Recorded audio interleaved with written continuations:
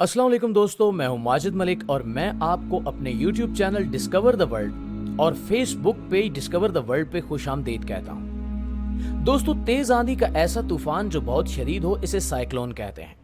एक ऐसा ही तूफान आज कराची से 680 किलोमीटर के फासले पर है और मुसलसल कराची की तरफ बढ़ रहा है।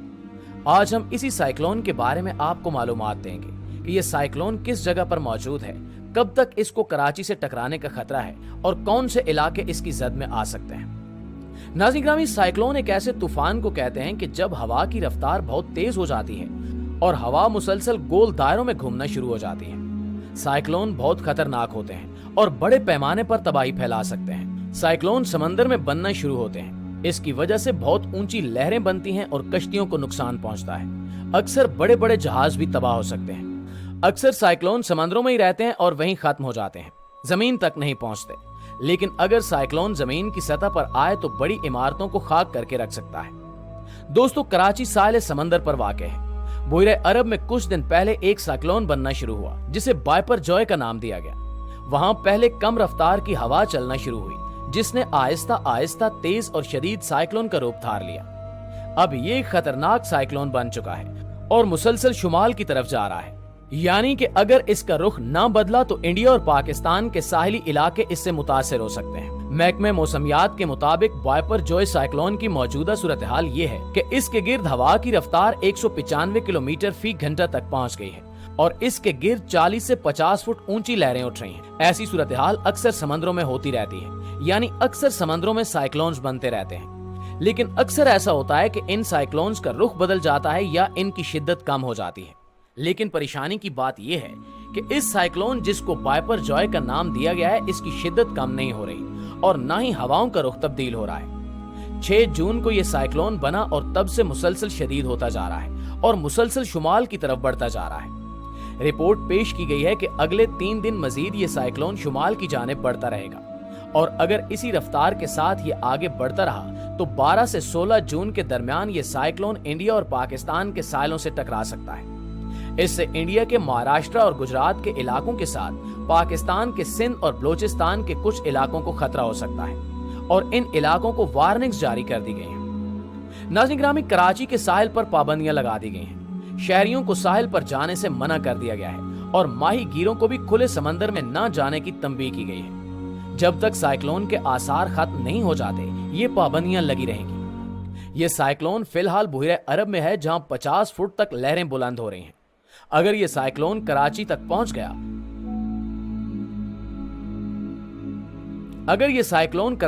पहुंच गया तो अंदाजा लगाएं कि 40 से 50 फुट तक की लहरें कराची शहर से टकराएंगी और इससे बहुत तबाही फैल सकती है। इसकी वजह से बहुत सैलाब और लैंडस्लाइडिंग का भी खतरा है। इसके अलावा एक बात यह है कि कराची सतह समंदर से नीचे वाक़ है, जिसकी वजह से अगर पानी शहर में दाखिल हुआ तो बहुत नुकसान होगा। इस सूरत हाल में अल्लाह ने इस शहर को अब तक बचाया हुआ है। इस पर मजीद एक मसला यह है कि कराची में बहुत गैर मुनज़्ज़म तरीके से इमारतें तामीर की गई हैं। जो मंसूबा बनाया गया था जिसके तहत इमारतें तामीर होनी चाहिए थी, इस पर बिल्कुल भी अमल नहीं किया गया और निकासी के निजाम के लिए जो जगह रखी गई थी इस पर भी इमारतें बना दी गई हैं। इस तरह पानी की निकासी का सही इंतजाम भी ना हो सका।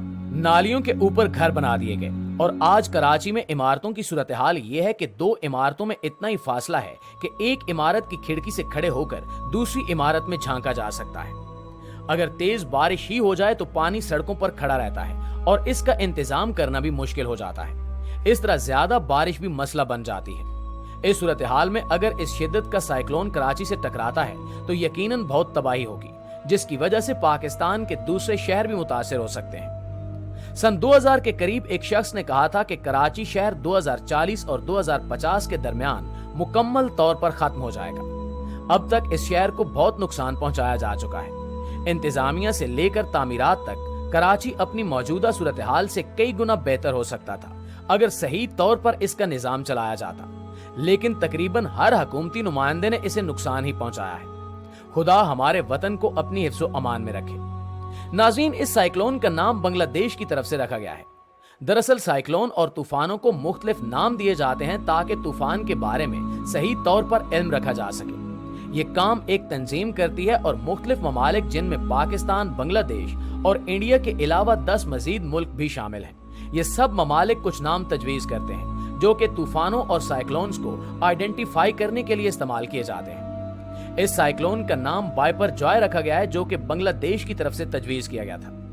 اس سے پہلے ستمبر سے اکتوبر 2019 میں بحیرہ عرب میں ایک سائیکلون آیا تھا جس نے سندھ اور بلوچستان کے علاقوں کو متاثر کیا تھا۔ اب تک کے سب سے زیادہ تباہ کن سائیکلون کی بات کریں تو 12 نومبر 1970 کو انڈیا اور مشرقی پاکستان سے ٹکرانے والا بھولا سائیکلون اب تک ریکارڈ کیا جانے والا سب سے زیادہ خطرناک سائیکلون تھا۔ بھولا سائیکلون سے کم از کم 3 لاکھ لوگوں کی موت ہوئی۔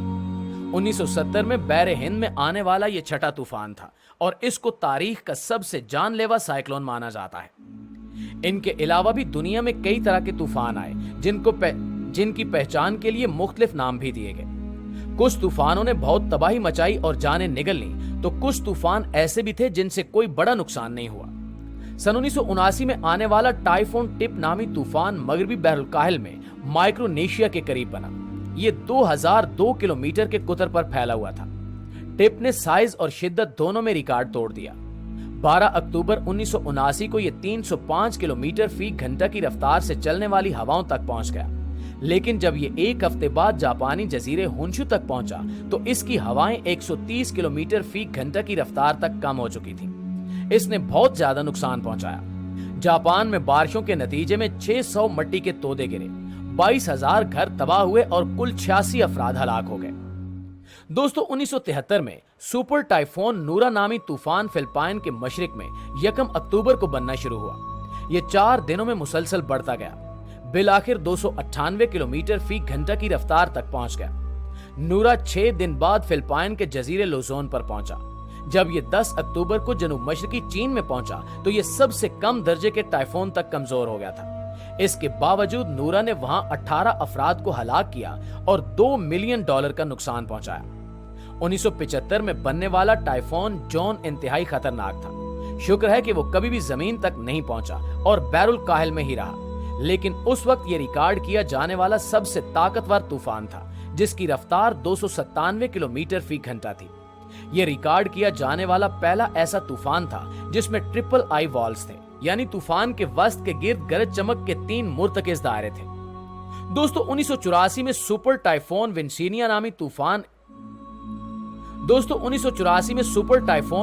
نامی ایک طوفان اٹھا جو مغربی بحر الکاہل میں واقع امریکی علاقے گوام میں 190 کلومیٹر فی گھنٹہ کی رفتار سے ٹکرایا۔ سمندر کے اوپر منتقل ہونے کے ساتھ ساتھ ٹائفون بڑھتا چلا گیا۔ آخرکار ہوا کی رفتار 298 کلومیٹر فی گھنٹہ تک پہنچ گئی۔ اس طوفان نے $1.7 ملین کا نقصان کیا۔